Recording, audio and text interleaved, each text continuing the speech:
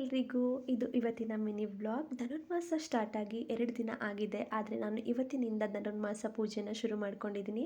ಧನುರ್ಮಾಸ ಪೂಜೆ ಮಾಡಬೇಕಾದ್ರೆ ನಾವು ಕೆಲವೊಂದು ನಿಯಮಗಳನ್ನ ಪಾಲನೆ ಮಾಡಬೇಕಾಗುತ್ತೆ. ಬ್ರಾಹ್ಮಿ ಮುಹೂರ್ತದಲ್ಲಿ ಪೂಜೆನ ಮಾಡೋದ್ರಿಂದ ಸ್ವಲ್ಪ ಬೇಗನೆ ಎದ್ದು ಪೂಜೆ ಮಾಡೋದು ಉತ್ತಮ. ಹಾಗೆ ಗಂಡಸರು ಹೆಂಗಸರು ಯಾರು ಬೇಕಾದರೂ ಈ ಪೂಜೆನ ಮಾಡಬಹುದು. ಹೂಗಳನ್ನು ದಿನವಾಗಲೂ ಪೂಜೆಗೆ ಬದಲಾಯಿಸಿ ಬೇರೆ ಬೇರೆ ಹೂನ ಇಡಬೇಕಾಗುತ್ತೆ. ಹಾಗೆ ನಾವು ಪೂಜೆನ ಶುರು ಮಾಡೋಕ್ಕೂ ಮೊದಲು ಸಂಕಲ್ಪ ಮಾಡಿಕೊಂಡು ಶುರು ಮಾಡಿದರೆ ಒಳ್ಳೆಯದು. ಮಾಡ್ಕೊಂಡಿರುವಂಥ ಸಂಕಲ್ಪ ನೆರವೇರುತ್ತೆ ಅಂತ ಹೇಳಿ 5 ದಿನ ಇಲ್ಲ 9 ದಿನ ಇಲ್ಲ 21 ದಿನ ಪೂಜೆನ ಮಾಡ್ಬೋದು ನಾವು. ಇನ್ನು ನೈವೇದ್ಯಕ್ಕೆ ಹಣ್ಣು ಹಾಲು ಇನ್ಯಾವುದೇ ಥರದ ನಿಮ್ಮ ಶಕ್ತಿಗೆ ಅನುಗುಣವಾಗಿ ನೈವೇದ್ಯನ ಇಟ್ಟು ಪೂಜೆ ಮಾಡಬಹುದು. ಈ ರೀತಿ ಮನೆಯಲ್ಲಿ ಬೆಳಗ್ಗೆ ಬೇಗನೆ ಎದ್ದು ಪೂಜೆ ಮಾಡೋದ್ರಿಂದ ಮನಸ್ಸಿಗೂ ಖುಷಿ ಇರುತ್ತೆ, ಮನೆಯೂ ಪಾಸಿಟಿವಿಟಿಯಿಂದ ತುಂಬಿರುತ್ತೆ. ಯಾರೆಲ್ಲ ಪೂಜೆನ ಸ್ಟಾರ್ಟ್ ಮಾಡಿದ್ದೀರಾ ಕಮೆಂಟ್ ಮಾಡಿ ತಿಳಿಸಿ. ನೆಕ್ಸ್ಟ್ ವಿಡಿಯೋದಲ್ಲಿ ಸಿಗ್ತೀನಿ. ಬಾಯ್ ಎಲ್ರಿಗೂ.